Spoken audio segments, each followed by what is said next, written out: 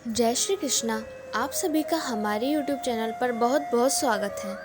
आज मैं आपको योगिनी एकादशी पर सुने जाने वाली कथा सुनाती हूँ।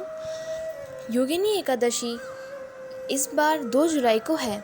दरअसल उदया तिथि के कारण 2 जुलाई को योगिनी एकादशी का व्रत रखा जाएगा।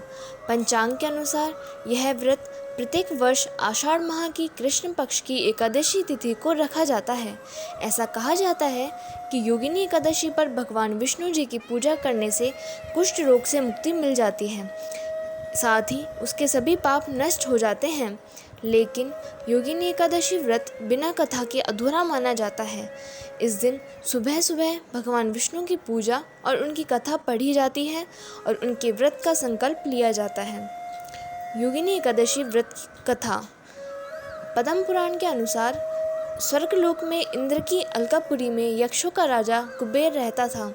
वह भगवान शिव का भक्त था और उनके लिए रोजाना हेम नामक माली अर्धरात्रि को फूल लेने मानसरोवर जाता था। माली सुबह राजा के पास जाता और उसे फूल दे देता।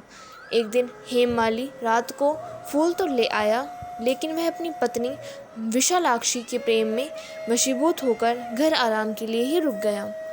सुबह राजा कुबेर के पास भगवान शिव की पूजा करने के लिए फूल ना पहुँचे तो राजा ने अपने सेवकों को गुस्सा कर पूछा कि आखिर अभी तक फूल क्यों नहीं आए, और अपने सैनिकों को आदेश दिया कि हेममाली को सभा में बुलाया जाए।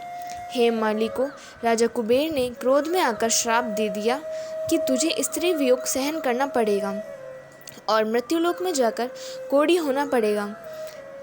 कुबेर के शाप से हेममाली स्वर्ग से पृथ्वी पर जा गिरा और उसी क्षण कोढ़ी हो गया।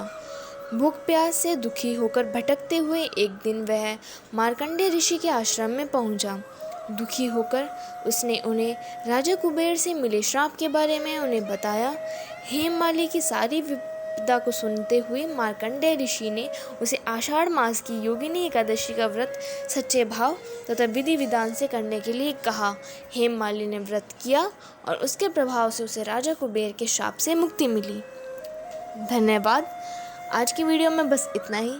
प्लीज़ हमारे चैनल को सब्सक्राइब कीजिए, वीडियोस को लाइक कीजिए और कमेंट करके ज़रूर बताइए कि आपको हमारी वीडियोस कैसी लग रही है, और बेल आइकन दबा लीजिए जिससे आगे आने वाली वीडियोस की नोटिफिकेशन आपको मिलती रहे।